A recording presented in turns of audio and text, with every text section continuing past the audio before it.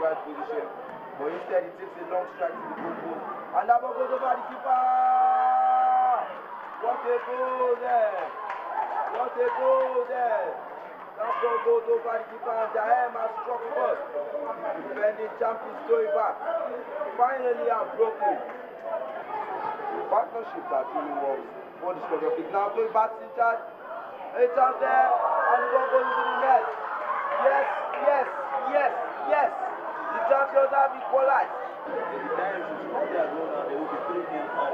Toibat will have 2 spot kicks left and then it will be over.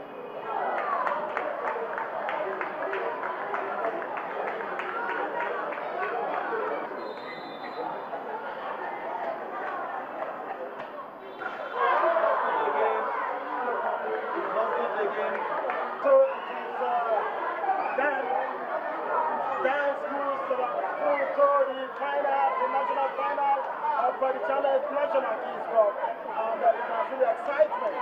You can't stop it. They succeeded in dethroning Toibat Primary School title holders of the championship, and here they are.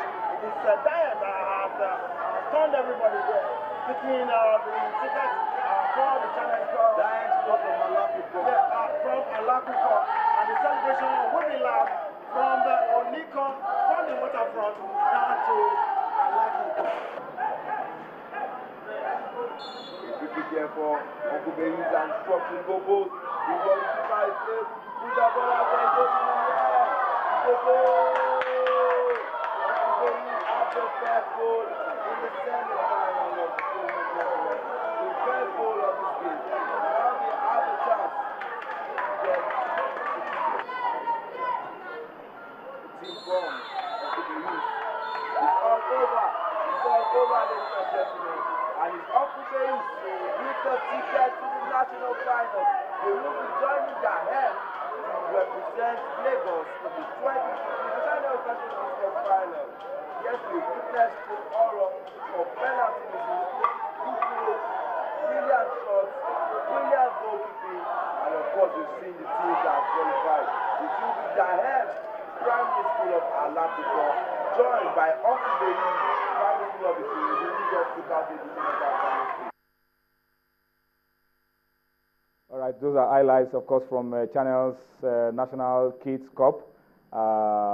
When you win, you jubilate, celebrate. When you lose, it's a different story altogether. But let me bring the man who has been watching every game and following every goal scored at Channel's National Kids Cup. Lagos preliminaries, as you've seen on your screen. Austin Okonakwan. It's been a long week. Tiring week, I tell you, tracking these boys, but it's worthy of commendation that it has ended well today. And you can take some rest before we go full blast for get real tired. That's the real one, the real show. You know, Tony, sometimes when you see these kids and the passion they have, and then you try to wait with the passion you have to help them, be seen on project TV, them, and also, discover talent. It pushes you to do more, I was running after these kids trying to take pictures, and I remember some guys on the team laughing at me that look at us still trying to keep fit, track these players and their speed. But it's been 4 days of exciting football. That's what I've called it. Why? Because for us, even at the Lagos preliminaries, we've started seeing the objective that we wanted. Remember from the screening, while we're looking at each form, we already had in mind what we wanted this competition to look like. Look at, a lot of freaky goals, Austin. Yeah. Long range. Is it the brilliance of the kicker? Or the otherwise of the goalkeeper? Sometimes as I was trying to explain this morning on the program, I said, these kids just kick the ball.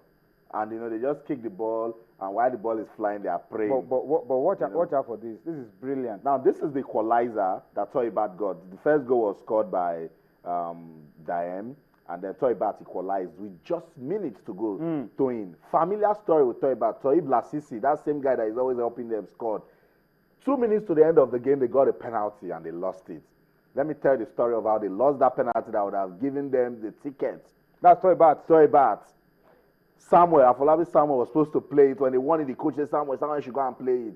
Chidi Okai was too fired up. Took the ball from Afolabi I went to kick it Did to the hands of the goalkeeper. Did the Balotelli? You know, took it straight up, kicked it to the hands of the goalkeeper, and then they lost Yeah, it. sure, it's going to have a long night. I'm telling you, he cried and cried. So it got into penalties, and then Daem won. Oh. 3-1. Oh. You know, it was so painful that, you know, for Toy Bats, they had played so well. You can see that every game they were getting better as a team, and that's Daem. They're lifting their goalkeeper because he saved the penalty in crucial stages of the match. 9 minutes of the second half. That Toy Bat lost. You know, yeah, and then stopped 2 again in the main penalty. So they lifted him. But I like this guy going over to Toy Bat and shaking hands with every Toy Bat player. I mean, at this level, you learn sportsmanship as well. These guys shocked me. The game between Rockford and Uncle Bayus, after the game, they had themselves together. That's the game. This game is between Uncle Bayus and Ebute Metta, another tight game. You know, before they came on the field, remember, Daem had already gotten the tickets.